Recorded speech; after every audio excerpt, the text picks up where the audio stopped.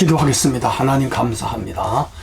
수요일 아침을 맞았습니다. 순환주간을 보내면서 우리 모두 경건에 깊이 서게 하시고 하나님 영광 나타나게 하옵소서. 예수님 이름으로 기도합나이다. 아멘.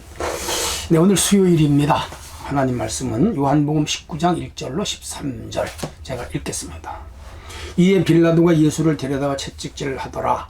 군인들이 가시나무로 관을 엮어 그의 머리에 씌우고 자색 옷을 입히고 앞에 가서 이르되 유대인의 왕이여 평안할지어다 하며 손으로 때리더라. 빌라도가 다시 밖에 나가 말하되 보라, 이 사람은 데리고 너희에게 나오나니 이는 내가 그에게서 아무 죄도 찾지 못한 것을 너희로 알게 하려 함이로라 하더라. 이에 예수께서 가시관을 쓰고 자색 옷을 입고 나오시니 빌라도가 그들에게 말하되 보라, 이 사람이로다 하매 대제사장들과 아랫사람들이 예수를 보고 소리질러 이르되 십자가에 못 박으소서, 십자가에 못 박으소서 하는지라. 빌라도가 이르되 너희가 친히 데려다가 십자가에 못 박으라. 나는 그에게서 죄를 찾지 못하였노라. 유대인들이 대답하되 우리에게 법이 있으니 그 법대로 하면 그가 당연히 죽을 것은 그가 자기를 하나님의 아들이라 함이니이다.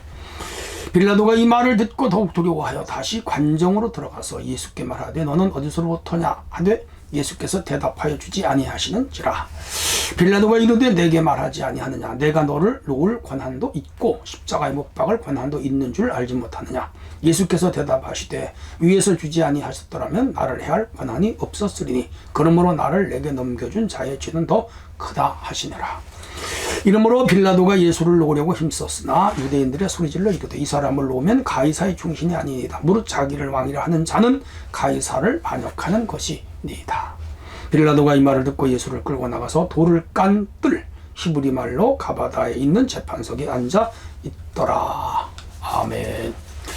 네, 지금 순환주간을 보내고 있죠.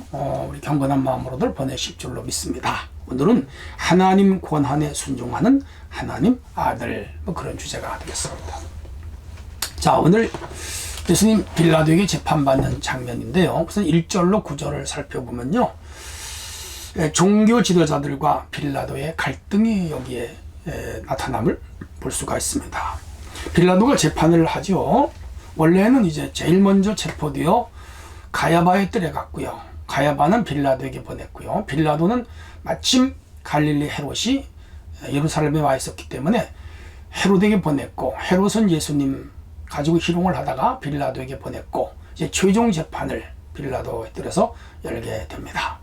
새벽 3시경부터 시작을 해서 아마 새벽 한 6시까지 진행되지 않았나 그렇게 추측이 돼요.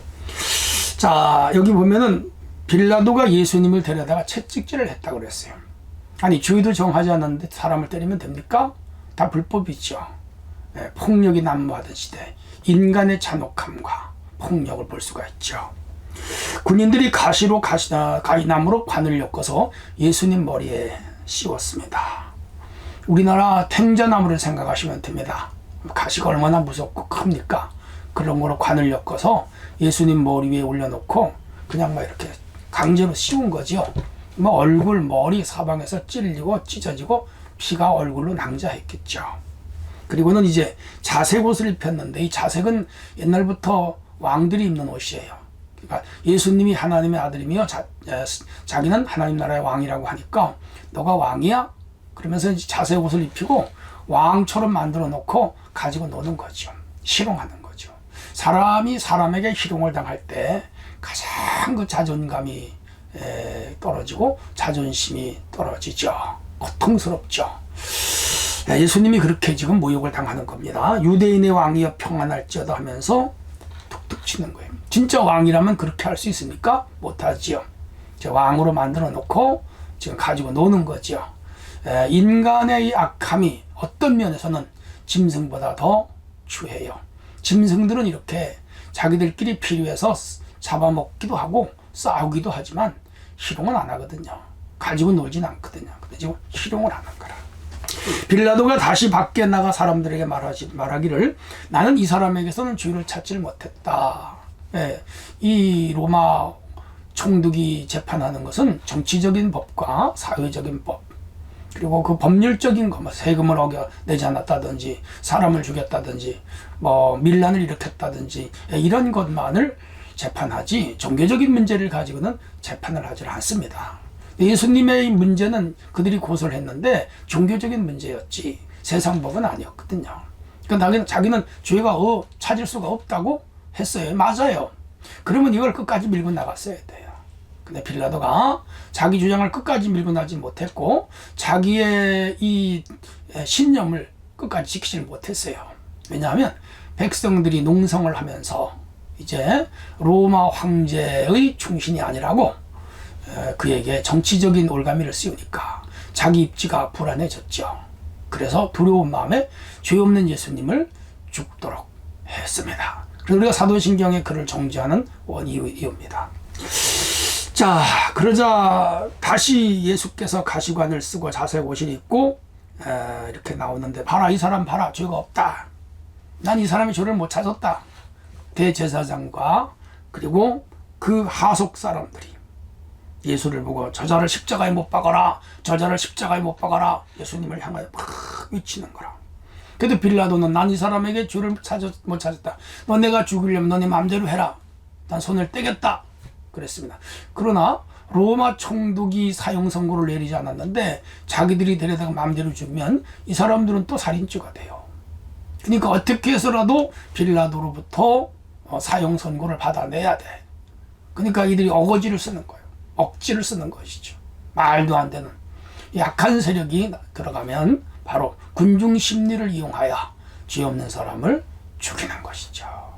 중세에도 말이죠, 그 마녀사냥 다 이런 원리이고, 북한에선 인민재판 같은 것도 다 이런 것이었죠.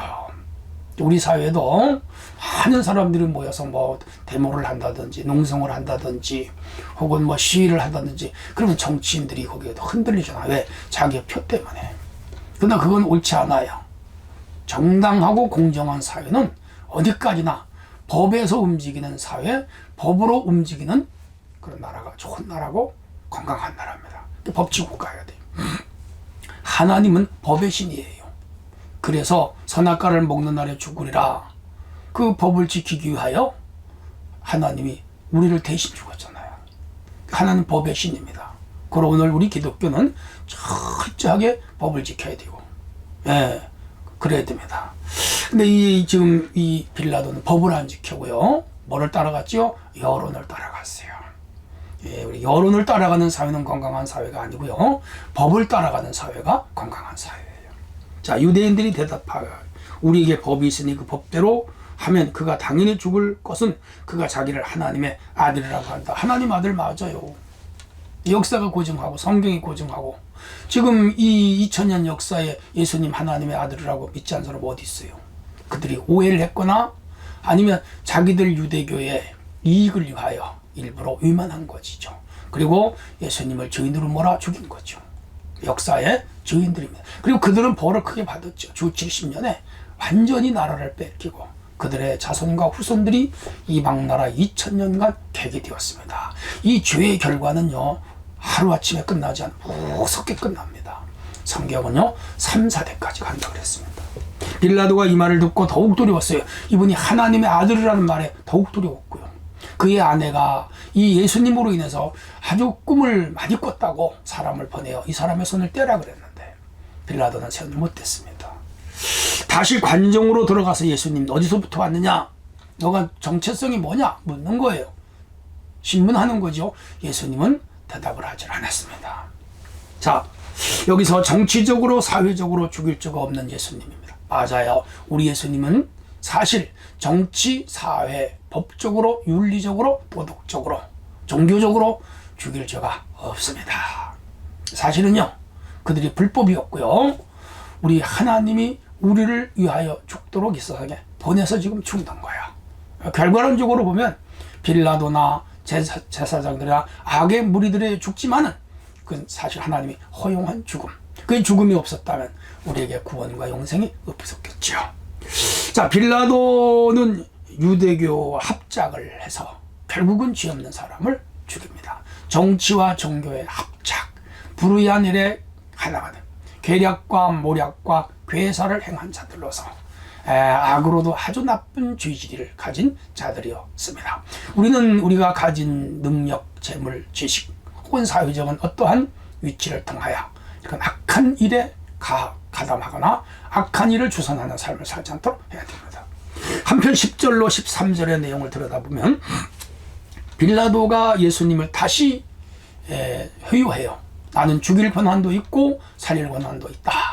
나에게 솔직히 말해라. 그러면 내가 살려주겠다. 뭐 이런 식으로 예수님을 회유하는데, 예수님은 사실 하나님이 허락하지 아니하시면 당신이 살릴 수도 없고 죽일 수도 없다. 내가 죽는 것도 하나님의 뜻이다. 그렇게 하나님의 뜻으로 받아들입니다. 자, 빌라도가 예수님을 놓으려고 힘을 썼다고 12절에 말씀을 하고 있어요.